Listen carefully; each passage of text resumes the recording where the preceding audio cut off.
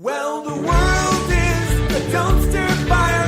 Nothing here makes sense. And you vacillate to crippling fear, the constant self-defense. And nothing's right and nothing's good, and you're paralyzed with grief. Don't kill yourself, just have a cup of coffee. Welcome to Coffee Over Suicide, the dramedy podcast about mental illness and choosing life over death, one cup of coffee at a time. I'm your host, Chris Parker Howard. And as luck would have it, I'm also your guest today. That's right. We're going to mostly talk about me and where I'm from and where I've been and why it's taken so long to get the show back on the rails.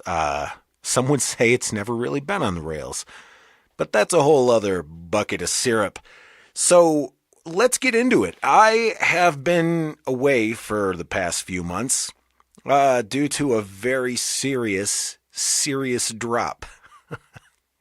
We're going to get into it. We're going to get into it heavy. And obviously, as I'm the first guest of the show, I can't just talk to myself. Entertaining as that might be to watch a grown man fall apart. So I've got the talented and amazing Alf Kremer to help facilitate this conversation. Now, it might be a little disingenuous to say that it's an interview, because we didn't prepare any questions, and we just really have a conversation like I always do on this show. It just so happens it focuses a little heavier on my side of things than on the person sitting across from me. So I get a little personal, and I let you know where I've been, what I've been going through, why it's taken so long to get season 2 back off the ground, and where we're going now, hopefully. And hopefully is a word that I'm not real familiar with. I'm not real good with it. So I'm still learning to be happy. That's a weird skill to acquire, right? I mean, who thinks you've got to learn how to be happy? Well, when you've been kind of managing depression the way I have for as long as I have, happiness comes in small moments, but you don't normally live with it. I mean, you kind of soak it up when it's there, but there's a part of you that's always just waiting for that other shoe to drop. And I'm not living like that anymore. Most days. I mean, don't get me wrong. I still got the darkness. I don't know if that's going away, but I'm doing a lot better. At least I think so. Honestly, I'm so unfamiliar with this that I'm not really sure if this is what it's supposed to feel like. But we're going to get into all of that. And Alf is going to help me do it. Now, speaking of Alf, of course, if you are in Fort Collins tonight, you can go to Road 34 and you can catch Alf doing a 45+1 show. This is a DJ show. It is a good time. You should go check it out. And if you can't make it tonight, go tomorrow night, April 6th, to the 80s prom at Canvas Stadium in Fort Collins, where there's an ape for that. We'll be playing, spinning records and giving them away all night long. So that also starts at 8. You should go check out one of those shows. And if you can't, on Sunday night, Alf's on the radio. Go to 93.3. You can check out Alf and get your ears full of all kinds of interesting sounds. More interesting than these ones that I'm giving you right now.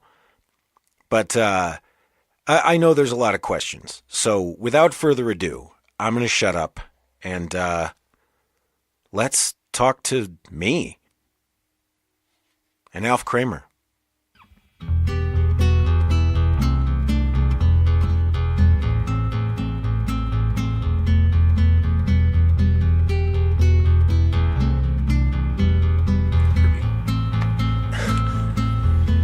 So hi. Hello. Welcome to your podcast. Thank you. I'm really happy to be here. Your guest this week is you. Oh, no. The toughest part was booking you and making sure you had time and getting you in the studio. Weirdly, it is actually. That is the weirdest part about this, because part of the reason that I was gone for so long is because I couldn't make myself do it. Mm-hmm.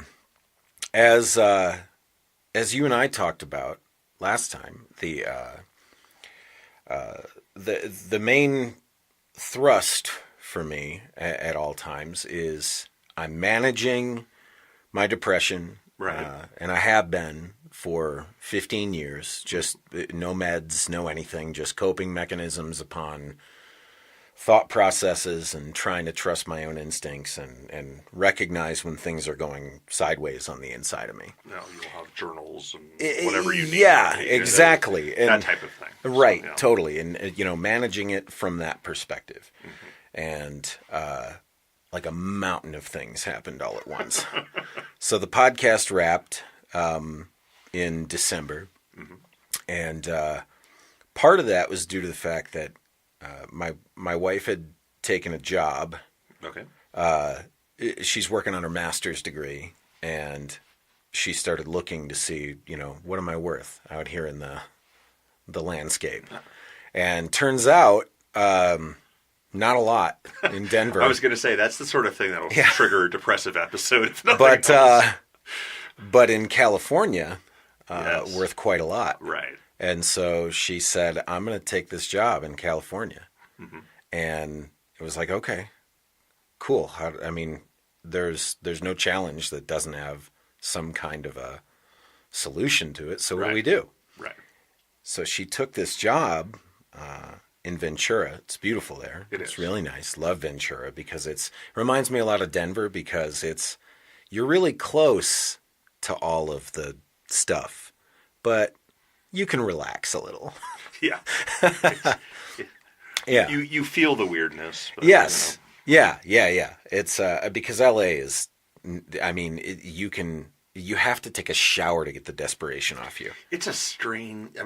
I've been to maybe, I can only think of like 2 or 3 cities that really have their own very specific vibe. And no matter where you are, you kind of get that. Yeah. And honestly, I don't think Denver's one of them. But New York City certainly is. You're in New York City, you're in New York City no matter where you are. In New York City, you get that vibe. And Los Angeles is certainly one. Yeah. You're like, this is clearly Los Angeles. Yeah. And as you move away from it, the vibe's a little less and it gets mixed with other things. But it's still kind of that. Denver's a lot more relaxed. Yeah, it's a mid-sized city. Yeah. United States city, and you go to other cities roughly the same size. They won't be identical for sure. Yeah. But they kind of feel you're in the same ballpark. Yeah. You're going to turn the corner and see another Chipotle and, yeah. another, whatever chain restaurant and the nail salon and the small liquor store kind of thing. Yeah. But, totally. And, that's not to demean Denver in any way, shape, or form, but it's, but yeah, I can understand what you mean by Los Angeles. Yeah. Desperation is part of it. Yes. But yes, it's certainly there. Yeah. So I just, I started to put all of these things together. Like, all right, let's focus on the problem at hand. And then after she moved, it was like I realized, I don't have to hold this together anymore. Okay. And I went into the darkest depression I've had in maybe 15 years. Wow. Okay. And it was basically I could make myself get up and go to work. Nothing else. Right. So you were at the bare minimum functionality. Bare minimum of functioning, yeah. I could barely feed myself. I couldn't do anything. I stopped exercising. I stopped doing everything. And it was just go to work, come home, go to sleep. It's 4:00 in the afternoon. I'm going to sleep. Yeah. So that was interesting. And all of the equipment was just gathering dust. And I started building this room and was not finishing it. Right. Because what's the point? Who cares? Right. And it wasn't until I started to really think about ways to exit. Right. That I was like, oh, there's a problem here. Yeah. Okay. Yeah. So then I went and saw a doctor, and they decided, we should do something about this. All right, good.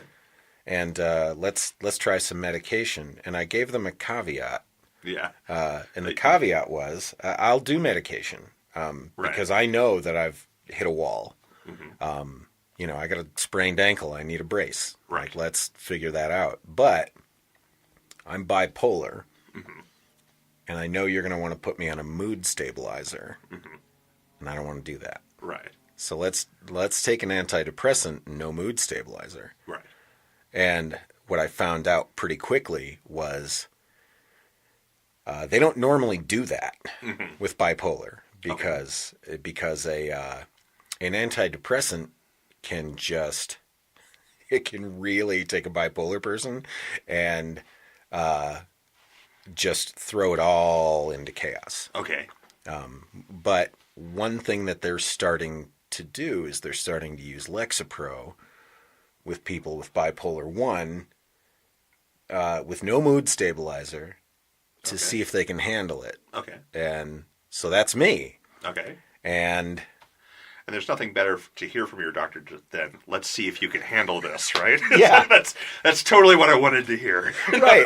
Yeah. It was, Let's see if this blows up in our faces. That was really the conversation. My doctor was not happy about it. I can imagine. I've never seen a doctor say, I'm going to write you this prescription, but honestly, it's more just to see what happens. Now sign this waiver. Yeah. Yeah. So that's what I did, and of course, I got all the side effects right away. That's always the best things about antidepressants is no matter what happens, the side effects hit first. Yeah. Well, and I just spent 2 months, almost 3 months hibernating, and so it was like, well, you're going to experience some weight gain. I'm like, oh, good. I know. My clothes will fit. Yay.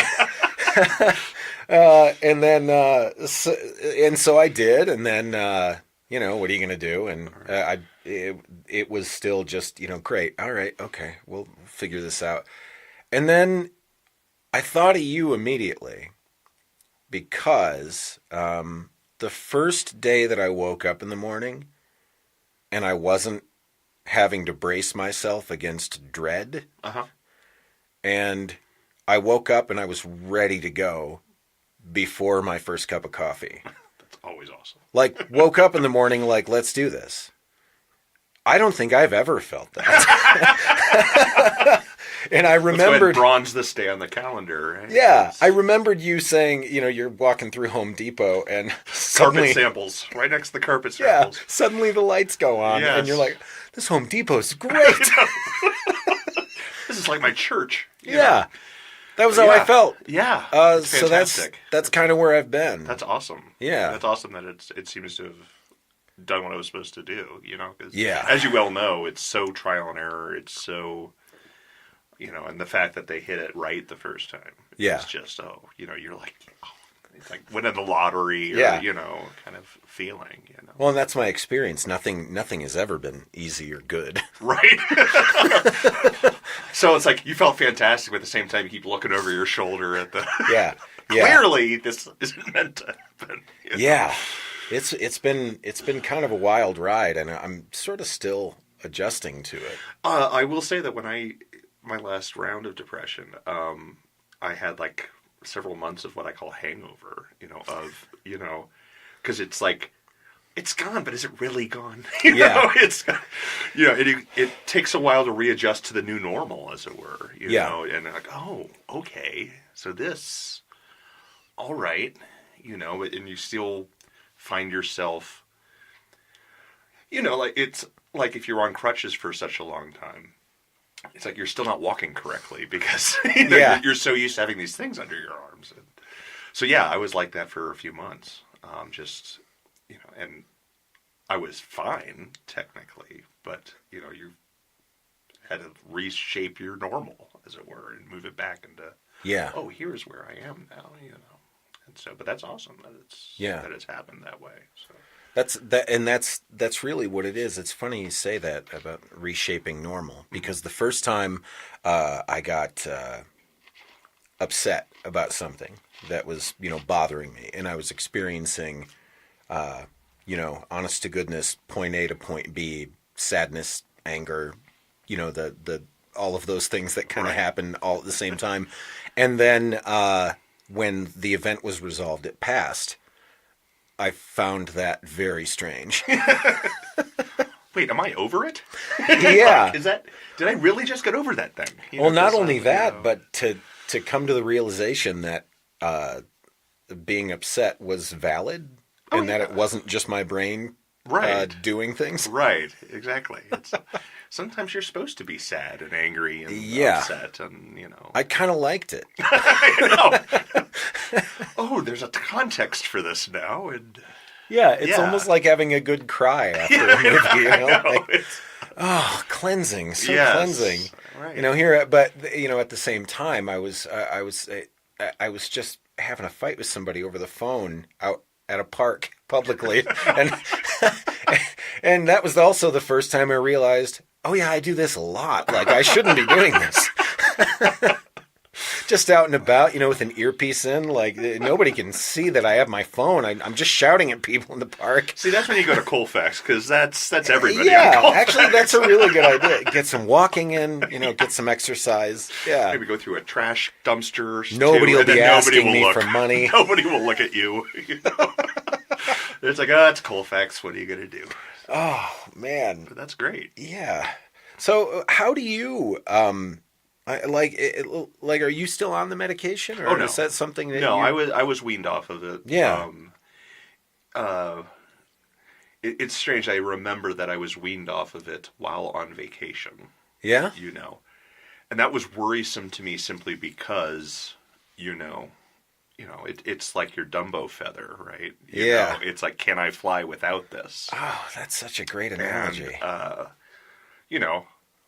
I'm on a cruise ship. You don't want to be depressed on a cruise ship, and it's not like it's like if it isn't working, I'll just go get more. No, I'm on a cruise ship. Yeah. I can't go get more. If it isn't working, I can just see what these fish think. I know, right?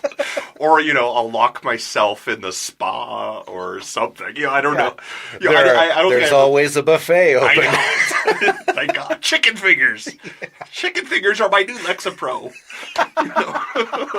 Honey mustard. I do remember this is the one of the goofy things I remember about that trip was I was on the Disney cruise, because I've done 10 of them now, and they have a a big TV screen up on the smokestack, in front of the pool, so kids can watch Little Mermaid while they're splashing around or whatever.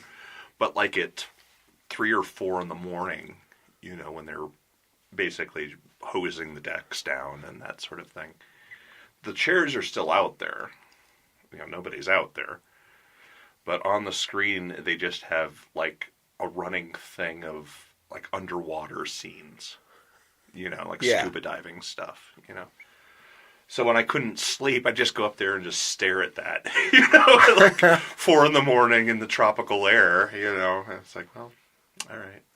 Yeah. But yeah, I weaned myself off without really any issues.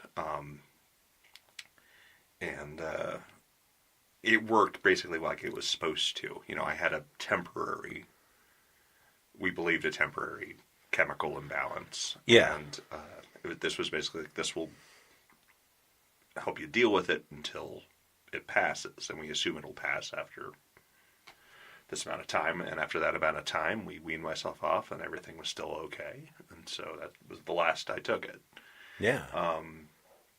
I have dealt with edging close to it. It's a little like Minesweeper, right? You click on something and 2. Yeah. It's like, yeah. Right? It's like, I don't feel too worried, but at the same time, Yeah. And so sometimes you get that feeling, you kind of feel it nearby. And I think, especially people like you who have dealt with it enough, that you recognize the symptoms early on, and you can start going, oh, okay, I need to be aware of this, if nothing else. Yeah. Keep an eye on it. If I start feeling myself sliding further in, if I start getting 3s and 4s, that's when you talk to your doctor. That's when but up to that point, you just kind of go, okay, you might do some really basic stuff. I think I told you about what I call potting, Podding. Oh, yeah. Where it's like I get home from work and I'm like, I am going to be on my couch, for the duration of the day. Yeah. I am going to listen to my music in my headphones. I am going to shut out the outside world for a while because I got to deal with me, right now. It's not that, I don't care about what's happening out there, or, I don't care about my friends or anything like that. But, it's, if you bust your leg, you can't go out to battle. You got to go back and make sure your leg's okay before you get back out there. And so basically it's like, okay, I've got to take care of me for a bit. Yeah. So I kind of isolated myself, watched my Mystery Science Theater episodes or whatever is making me happy at that point in time, until I feel better enough to go out there. And as I said, I'm keeping my eye on it. Mm-hmm. If I feel myself pulling further in, I would have made a phone call, but it never happened.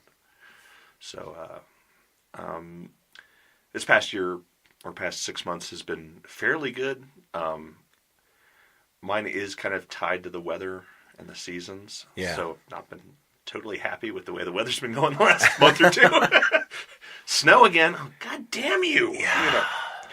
I mean, I look at the weather app on my phone the way like investment bankers look at stock market reports. It's like, the Dow's up 30, or me, I'm like, looks like 60 tomorrow. Fuck yeah. Yeah, exactly. And then 25. God damn it. And so I plan around that kind of thing. Yeah. It's like, oh, I'm going to need soup and a book and... See, that's smart to plan. That's because I have the same thing with the weather, and I don't do that. Well, I mean, I'm fortunate enough to be in a position where if I have to even take a day off, I can. Yeah. I can say, hey, like during this past, what did we call it, Snowmageddon? I don't know what we were calling it this year. The bomb cyclone? Bomb cyclone. There's always sounds like a lowest font band on a festival poster, The band that plays at 1 p.m. as people come in. Ladies and gentlemen, bomb cyclone. But I saw that coming, and everyone's like, oh, this is going to be horrible. I'm like, yeah, just not coming in. Yeah. Yeah, I've got a bunch of food that's terrible for me, Yes. And I'm going to just sit on the couch and eat it and read my book and work on music, and that's it. Yeah. And then I came out, and I was like, oh, look what happened, That was a lot of snow. Anyway. Yeah. But I missed it all. I didn't have to deal with it. Yeah. So it was kind of almost like it didn't happen to me. And it kind of happened around me. Right. So that was the best thing I could have done, It's good to know what it is that's going to work for you. Like as far as any of that self-care stuff. Well, I think I told you last time that I have what I think mentally is my medicine chest of things that work. Yeah. And and they don't all work. Yeah. So you do have to try things, and it's a lot of times I just stare at it and go, what seems to be appealing to me right now? Yeah. And sometimes it's, I'm going to go out and have a good time, which I don't do a lot of, Yeah. And so I'm going to go out with some friends and, we're going to have a great time, or I'm going to, hunker down on the couch, or I'm going to, do something nice for myself, or I'm going to go help somebody else. I got a lot of things in there. Yeah. And sometimes they don't work. You try that. I'm like, well, that didn't work. That doesn't mean life is hopeless. It means I go on to the next one. Let's see what this does. Yeah. And if things get, if that cabinet starts to look empty, that's when I make the phone call, and I go, hey, I need to see the doctor. Yeah. But like I said, that hasn't happened for about 10 years now, which is nice. Yeah, the medicine chest approach, to me, can get difficult sometimes. If I'm too in my own head, I'll focus on what's not working. Oh, okay, and just focus on what's not working and why it's not working, and I'll spend all of my time deconstructing, why it's not working instead of moving on to the next thing, This worked last time. Yeah. I mean, I remember doing that. It's almost like thinking about, but I was wearing these socks, and, like they were lucky. The lucky socks. Yeah.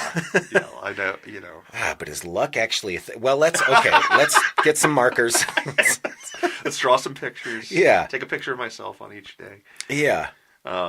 Really weigh out a list of pros and cons for, One of my favorite luck stories is, it's only semi-related, but I'll say it anyway. It was after I was at a lacrosse game after the game, and one of the players came over and we're kind of chatting, and one of my friends said, "I knew you'd win because I had my lucky cowbell." And the player says, "Well, I thought it was my 2 goals and 3 assists, but okay, whatever works." But that stuck with me too. Yeah. It's like, but I have my lucky socks. yeah. I might need 2 goals and 3 assists. Let's try something else besides the socks. And so just once I would love to see, a sports commentator just fuck with people, just to say, well, looks like Jerome's wearing those socks today. He must have washed his socks because he's 0 for 4. Yeah, there's one guy out. I knew it. Right. But I've got to watch it from here, from this chair. That's a lot of pressure to put on somebody. God, but it's... you call him Jerome. Yeah. Jerome, who can be reached at this phone number. No! Oh, no! Oh, my God. Oh, that would be fantastic. Yeah. Not for Jerome. Not for Jerome. Oh, man. But yeah, you do get superstitious. You start thinking, and I think the brain loves to bring order out of chaos, and as you know, depression is chaos personified. It's completely. It's so non-linear. It's so, well, this works for this person, but not for that person. This worked on Monday, but not on Tuesday. This worked at 10 a.m. and not at 11 a.m. There's so much. And so the second something works, I remember during my very first depression, 94, I was feeling kind of down. I heard a song. I felt better. Oh, anytime I feel bad, I will play that song and everything will be okay. Because, you're new at this. Yeah. You're not used to disappointment yet. And then the next time it happens, you play the song and you feel worse. What the fuck? I must be, and you just think everything's broken now because the song didn't work. Right. Yeah. Yeah. But again, Tom Tom Club lied to me. I know. It's not the cowbell, man. It's the 2 goals and 3 assists. You got to go out there and get those.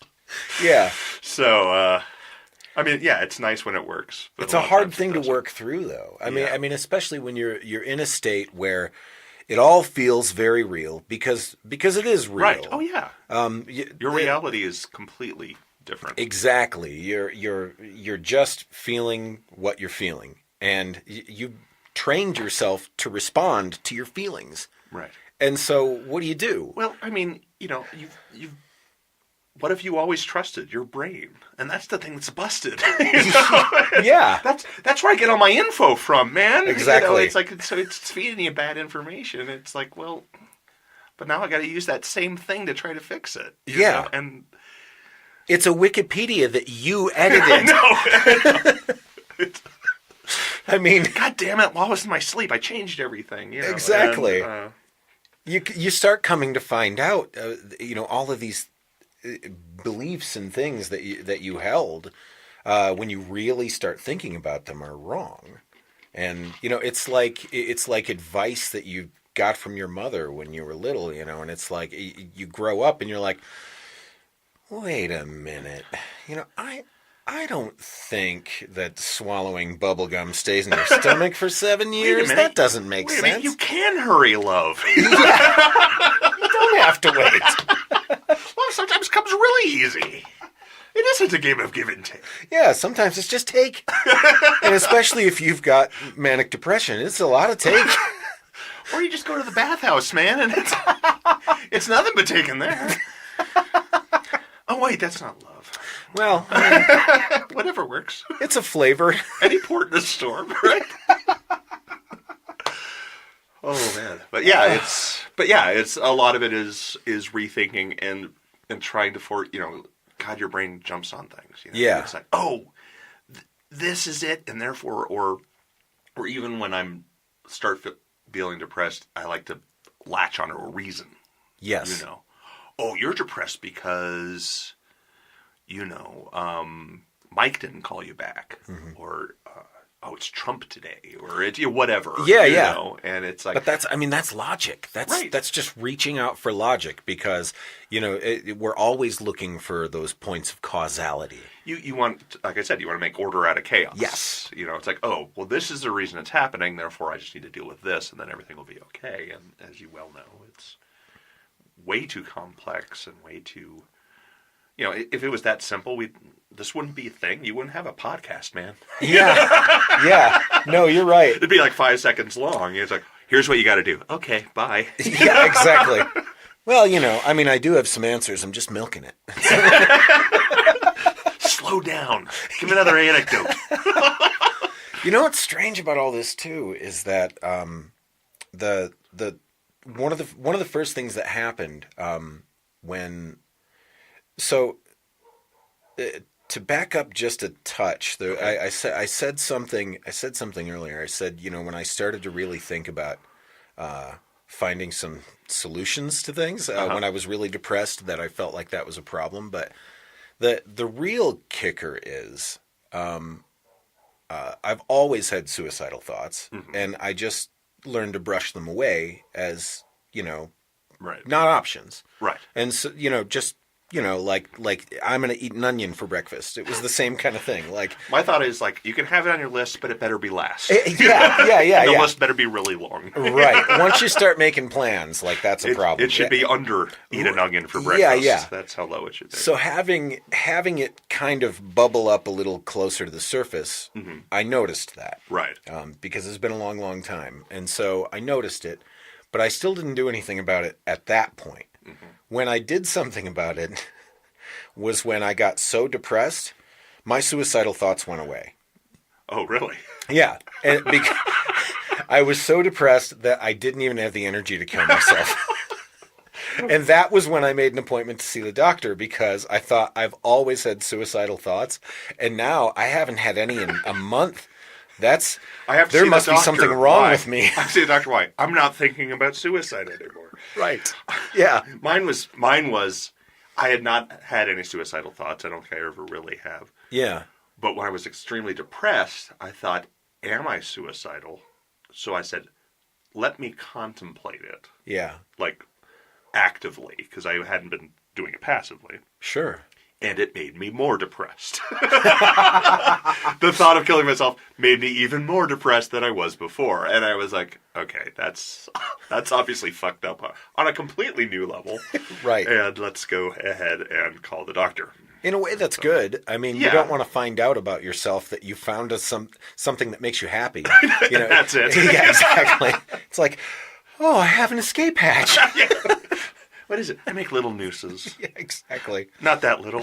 Yeah.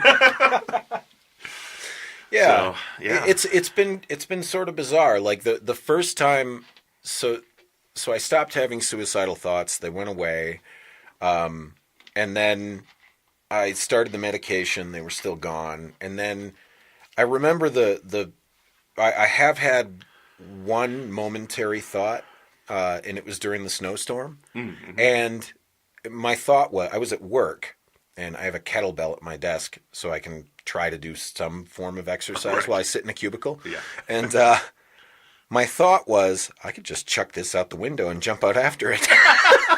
But all that snow, you'd land and if I land, I'll make some snow angels, and that'd be a hell of a way to quit a job. Maybe I could spin in midair and just double birds. And, that was why... Wait, I didn't have the camera ready. Yeah. So everybody get your cameras ready. I'm going to fill my pockets with loose change and fun-sized Snickers, and we're going to see if this piñata goes. That's a wonderful image. It is. It is. It's kind of nice. Yeah.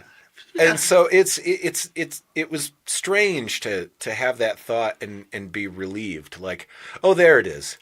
Okay. It's not gone. Yeah, I'm normal again. I'm me normal. Yeah, I'm me normal. Yeah, there's the guy. I've missed you. Yeah. Playful punch on arm. Yeah, totally. And just trying to make friends with this new version of myself. Mm-hmm. It's a little bizarre, but I feel good. Well, good. I mean, it sounds like you're adjusting correctly, And yeah. Like I said, it takes time. You find out some stuff that you didn't. And a lot of it's just, oh, this is the way it is now, or this is the way I operate when I'm in this position. Yeah. When this occurs, when I get into freak out mode, I'm like, oh, I'm going to do this now. Hey, everybody, just so you know. Yeah. Helps to keep them on board too. Yeah. And trying to feel better about the idea that, because at first the idea of going on medication, I realized, I talk to people all the time and I tell them, yeah, you shouldn't be worried about that. Of course, it makes sense. And then the moment it was me, it was like, oh, I failed, yeah. and then I had to come to realize, no. You're doing the thing that you're supposed to do. Right. And then to come out the other side. And I still believe that not everybody needs medication, but some people do. That's totally accurate. If you do, you should go for it. And in this case, I do. So I went for it. But I do have medicine in my medicine cabinet. Yeah, exactly. That is one of the things in there, I think. So now I have the benefit of all of these years of, basically training with ankle weights. Right. And now they're off, and it's like, oh my God, I can think straight, and I have all of this experience. Right. I feel like Superman. All right. Today, let's build the swimming pool. Yeah, well, I still have to learn how to manage mania because thank God I said no to the mood stabilizers because, weirdly, I know this is very unprofessional, but I like the mania, and I feel like it's worth the low lows. Yeah. No, you're not the first person I've heard say that. Yeah, because if you can manage those low lows, it's worth it. If you can minimize them and, in what's the word I'm looking for? Function. Yeah. Especially if you're high functioning. Yes. Through your lows. Why not, really? Yeah. You're just because it's coming back, right? Yes. It's if you get to that point, it's like it's never coming back. If you're that type, yeah, maybe not. Yeah. But it doesn't sound like you are. Those are usually pretty. What's really strange is that depression that I went through, where I spent a couple of months in bed, essentially in bed and at work, which was really, if you think about it, that's quite a spectrum. It's like right. I don't want to be here. All I want to be is here, and I wasn't doing anything in between to mitigate either of those things. But through that whole time, it didn't feel at all like. The manic depressive. It just felt like just oblivion. It right. Didn't feel like the low of the mania. It didn't feel like the opposite end of that spectrum to me. Okay. Because I've gotten to the point where I can kind of recognize those things. Yeah. Because the high highs, that mania comes with faster brain function and excitability and all of that. The low lows have all of that too. It spirals negative. Right. But there's an energy to it. Right. And so you can really take yourself some places. That's why it's important to understand when you're in a mania. Because, if you're not aware of it and you're just like, hey, it's 3 a.m., kids, let's go look at a boat. Right. Right. Like, you have to temper it with reality. You're going to take apart a washing machine that has nothing wrong with it. Like it's those kinds of things. Like when I was younger, I would do things like that. Mm-hmm. I would take things apart. I would call people with ideas at 4 a.m. Like I have this really great idea, and then I'd be the mania would pass, and they'd come over to my house the next day and be like, all right, what was your problem? You're like, I don't know. I was hoping you took notes. I wrote this down, but I can't read it. There's a lot of pictures, and there's something about a horse. I've done that. I've woken up and written, I wrote like a brick. What's that mean? I don't have any ideas. Yeah, exactly. But but to recognize those things when they come in, it matters a lot. But I feel like you can use that energy for positive. Yeah, depression is completely different. It is really. I think I told you what it was like for me. Is I said, imagine the first thing you do when you wake up, like before you even realize you're doing it. You put on a heavy Argyle sweater that's been soaking in ice water. And it's never going to get any drier or any lighter. Yeah. And you get to wear that for the entire day. Yeah. And because I always felt cold. I always felt heavy, weighed down. I didn't want to move. Yes. And you're just like, oh, God. Because it's not like, well, tomorrow's another day. No, tomorrow's another day with this goddamn sweater on. Yeah. Yeah. And every day seems to be with that sweater. Yeah. And so like I said, there's no cycle with depression. It's just like you're in that trough. Mm-hmm. Yeah, you just got to wait it out. Right. There's nothing else. Right. And if it's particularly pervasive, you got to do something about it. Right. Right. But you're exactly right. I mean, it is a lot like wearing a very heavy sweater, because you do feel physically heavier. Mm-hmm. You do feel physically like your muscles don't work, like you're piloting this golem. Yeah, And that's where you get to the I got out of bed today, high five, Yeah. Because that, with that goddamn sweater on, that's a challenge. You know what? Just tell me high five. I can't lift my arm. Yeah, low five. Let's keep it down here. Yeah, right. It's like, and every step is a huge one. I think I told you this too. But when I first had my depression, and this is kind of when I was first kind of coming to grips with what is going on, is I was living with my parents at the time because I was looking for a job. I didn't really have much going on. I had one thing I wanted to do. I wanted to go to the grocery store and buy a pear. Okay? Yeah. Right? 4 days. It took 4 days for me to finally work up the... it's not really energy or enthusiasm. It's some sort of weird mix of all this. Yeah, yeah. To get your brain to the point, like, I'm going to do this now. I now have enough internal fortitude, to put my shoes on and grab my wallet and go out the door and get to the grocery store and buy this goddamn pear. Yeah. Who the fuck? I mean, how the fuck is that a problem? But but that's when there's a problem. Yes. You realize just everything is just an ordeal. Yeah. I mean, that just hits me right where I live. Like that statement.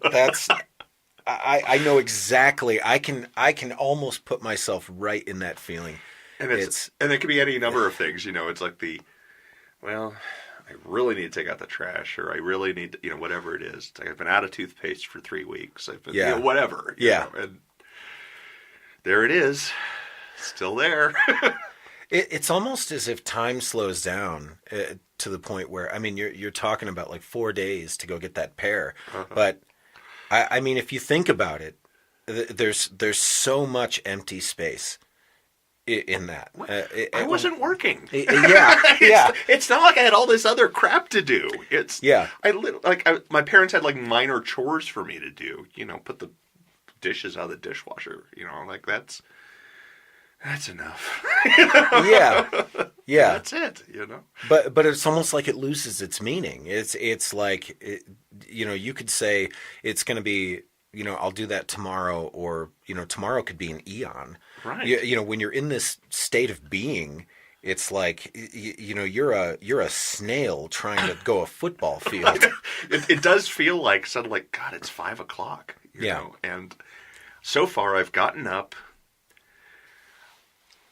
I got jeans on, but I still have my pajama tops on. It's like that. Yeah, like that's, and then it's 5 o'clock. Yeah, You know, like you said, it is very snail-like. It is. Damn, what the hell happened? Yeah. You know? And so that's when even going to work and functioning at work. I mean, you're usually not on your best. Right. Oh, you're definitely not at your best. It is definitely phoned in. You do not want your annual review happening during this time. No. In fact, I mean, I was highly aware of the fact that that my performance was terrible. I was highly aware of it. I was acutely aware of it. But the funny thing about this too is that this job that I'm at now, I kind of got it as the depression was starting to move in. And so the only version of me that they know is this quiet, head down, never speaking guy who goes to his desk, sits down, does his job, and goes home. And then I started to feel a little better. And suddenly, I'm a weirdo. So I had a guy see me coming down the hallway the other day. And just the very fact that he looked at me meant, I think I should make a face and do a dance. And, when you're the quiet one, that terrifies people. Oh, yes. Oh, yes. They're like, oh, he cracked. Yes. He probably has a gun. Well, got my affairs in order. I had a good run. Yeah, exactly. But yeah, it can be like that. God, I had something else to say about that too. It's just another thing. The podcast will be complete without it. I don't know if it will. Tune in next week when Alf comes back and remembers what he was saying. Exactly. I'll get you on the phone. We'll play the voicemail. Right. Exactly. Right. What I was going to say is this. Another thing that worked for me during that time was, since you are snail-like and since everything is an ordeal, I said I just had to chop everything up. And I had to put everything on a to-do list in my brain. It's like, when's the last time you had brushed teeth or something like on your to-do list? Yeah. You just do it, right? Of course you take out the garbage when you come home once a week or whatever it is. Yeah. Of course you do that. Not at this time. Yeah. And so I had my little mental list of things, and like every time I did that, I mentally put a little foil star next to it. It's like Alf brushed his teeth today. Alf managed to start a load of laundry. A little red star for you. Because you just had to break it. I just had to break everything into pieces, and because it's like today I'm going to function as an adult. That's just way too difficult for me right now. Yeah. What can I do? Yeah. Start a load of laundry? Okay. And the funny thing is, it would help enough that I often would be able to do one more thing. Because I'd feel it's like, despite this, I started a load of laundry, I'm the only one giving myself a round of applause for that. I'm self-aware. Yeah. I mean, I'm not thinking, hey, everybody, I can post about this on Facebook. Yeah, exactly. But I'm like, okay, I feel kind of good about the fact that I did that. Maybe I can do one more thing on this list. Well, because you know where you are. Yeah. I mean, that's the thing about it, is that you are essentially, it's like, think about it like this, like we're all walking around in these electric meat sacks that carry our consciousness from place to place. Right. And so on the inside, you have an internal version of all of that. So the ghost that pilots this skeleton right. is aware of the things that you've got to go through. And it is almost like that section of your consciousness knows that it's in a hole. Right. But it's not visible to anybody else because it's all internal. It's how you feel, it's how you think, it's everything on the inside. It just so happens it puts a film over your eyes and it colors your perceptions of the things around you. Mm-hmm. But it is internal. It's all internal, and everything that everybody is ever going through is all internal. Mm-hmm. So it's like I've actually stopped judging, when I see, Walmartians, because I'm like, I don't know what you're going through, but I bet it sucks. Yeah, I know. It's like, there, but for the grace of God, right? Yeah. Because or Lexapro, you know. Yeah, Right. exactly. It's like, you know what? I wish you well. Whatever you're dealing with there, I don't know what's happening Yeah. with the juicy sweatpants and the bare slippers and no shirt, but a vest. Yeah, good for you, lady. But you know what? That's probably working for her right now. Yeah. Right? That might be her pair. Yeah, You know, she that might her be gold there to star. get a pair. Yeah, that might be her gold star. Is you know. Yeah, I got out of bed today in spite of all of Yeah. this. The only way I could get here Yeah. to buy the things I needed was to wear the slippers. Yeah. Okay. Great. I love your slippers. You do what you got to do, man. Yeah. You know? Exactly. It's a tough beam to walk on. Right. But it's important to give yourself those moments of success, Right. and to allow yourself to feel, okay, for what I'm capable of right now, I should be proud of what I got done. Just as it's important to check yourself when you know you're capable of more and you're not doing shit. Right. No, that's just laziness. I mean, Yes. I know when I'm lazy. And Yeah. That's a lot. So. And there's a big difference in knowing Right. and being able to correct yourself when things are going well and to chastise yourself when things aren't going well is important. It's very important to be able to take care of yourself and police yourself. You should be self-aware. You should. I mean, and you know, you should know thyself, right? I mean, that's important. Well, I say it's important. You say it's important, but it's not easy. Well, it's not just not easy, but it's a lot of it does end up being kind of non-intuitive, maybe. You think you know yourself. You've been hanging out with yourself for 40 years plus, right? You know where you are, right? Sure. No, you don't know fucking shit, man. Ta-da! Yeah. You know, and that's why you know, that's when you get into old man mode. Really, it's like, you know, well, back in my day, you know, you think things are a certain way, but things are always changing, not just about the world around you, but you yourself as well. You know, because you know, my friend says, well, I've always been like this, and I'm just like, well, you know, there was a time I ate strained peas. Guess what? I fucking outgrew that. Yeah. You know, I outgrew a lot of stuff. You know, we change. We are, you know, plastic people. Yeah. Really. And you have to. Yeah. You have to change. If you're not constantly changing, I mean, you're just, I mean, essentially you're a moving vegetable. Right. Exactly. But yeah, it's important to kind of be aware, and at the same time, you don't want to spend all your time navel gazing, right? I mean, Yeah. Because when I was depressed, it did spend a lot of time. What's wrong with me? You know, not quite emo, but Yeah. I wasn't cool enough to be emo. You know, that would mean going shopping for clothes. Oh, Jesus Christ! I can't even buy a pair. You know? Yeah, exactly. How am I going to get to Hot Topic? How am I going to get this mascara on? I know. Exactly. It's just, it's Right. not going to happen. How are you going to get that haircut? There is no way in hell I have the patience for 62-hold air cushion boots. I know. That's when you go with the bear slippers. Exactly. Now you understand the bear slippers. Exactly. They couldn't make it to Hot Topic. Yeah, I mean, those people are just emo who stopped. Emo without giving a shit.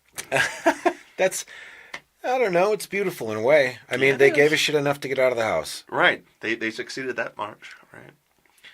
That's what I'm trying to do. Yeah, I've started trying to be more social again too. Yeah. Which is the thing I've never been good at. I'm so bad at that. Yeah, me too.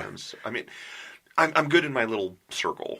Yeah. You know, I'm very much more of a one-on-one than, you know. Yeah. How many people are going to be at your party? You know, right? Yes. When does it start? 5? Okay, I'll be there at 5. I'll leave around 5:30. Is that good? Yeah. Because that's when other people start showing up. Right, yeah. I know people aren't going to be here till 6, so, you know, if I get in under the wire. Right. Yeah. Yeah, totally. Right. Yeah, that's how I've been hitting people is, you know, one-on-one. And, you know, now that the podcast is back, I can trick myself into thinking that I've been talking to people. And, Well, you are. because in a way, this is social. I mean, Right. this is a good way of knowing something about myself as far as how I interact with other human beings and what my limits are and and how it works. And so, when I'm sitting across having a conversation with you, I love this conversation. Right. But, I had to invent a situation to make it happen. That and my husband, Rick, is he said, he is always the life of the party. Yes. But he says, getting to that party, when he goes out, he always has a good time. Yeah. But I love Rick. But getting him to that party. Yeah. Because he'll be the first to admit it. It's like sometimes it's just like, no, I don't want to. And again, I never would have guessed that about him. Right. I never would have guessed that because, he's so gregarious and just... And that's not an act. That's the weird thing. Is like, maybe he's just, pushing himself out there. So, no, he really is like that. But, But a lot of it is, inertia. A lot of it is, he's got his own deal to deal with. Sure. And sometimes it's just like, oh, no, I don't. I got this raid at Warcraft. I'm just going to go do that again, Yeah. And I'm totally fine with that. He found out what works for him the same way I worked. His medicine chest and my medicine chest are on the opposite sides of the bathroom. Yes. We don't have a lot of things in common in them, And that's okay. Oh, yeah. No, that's totally cool. And I was like, oh, this is what works for him. Yeah. Cool. So, yeah, it's true of a lot of people. Even Rick. Oh, well, I feel good about this. You feel good about this? Yeah. Well, I mean, you invited me, to be honest. I didn't know I was grading you. Oh, well. I just thought I was going to come in and talk. Oh, damn, now I got something to obsess about. I know, no, I'm kidding. Not at all. What I was going to say was, you asked me to come interview you, quote unquote. And my first thought was, I need to get a list of questions together, because that's what an interview is. Right? Yeah. And then I'm like, no, I don't need that, because if he wanted me to ask him questions, he would just hand them to me. Yeah, no. And so I'm like, no, he just wants to talk. I'm like, okay. Yeah, precisely. And so I just came ready to BS and bounce off whatever you were saying. And so hopefully I did that. No, right? you absolutely did. Because I knew what you were going to do. Yeah. I wasn't sure what I was supposed to be doing. Right. So. No, and I think you did it. I mean, this is why you were the perfect person for this, because awesome. you have a lot of insight. Mm-hmm. You have great stories to tell, and your voice is great. And so, those are all things that I would want on the other end of this. Positive this was all just an excuse for me to barf out the things I said in the first 5 minutes, and then have a talk with you. Better than like a Facebook post. By the way, Exactly. Yeah, this is my manifesto. By the way, I'll be printing this out later and shouting it from a clock tower, sticking it inside Westward boxes. Thanks for talking to me, Alf. Of course, it was a lot of fun. And I mean, I'm going to go ahead and speak for your audience, basically, and say I'm happy you recognize the problem. I'm happy you took the right steps, and I'm happy the first step seems to have been the right one, because all of those are really important steps, and a lot of times they don't get taken, and they don't work out this way. Yeah. So it's awesome that it's going the way it is. Well, thanks. Of course. Is this where the music comes up quietly behind us? Yeah. That's where I'm playing you off. Oh, yes. Doc Severinsen says it's time to go. I'd like to thank my guests tonight.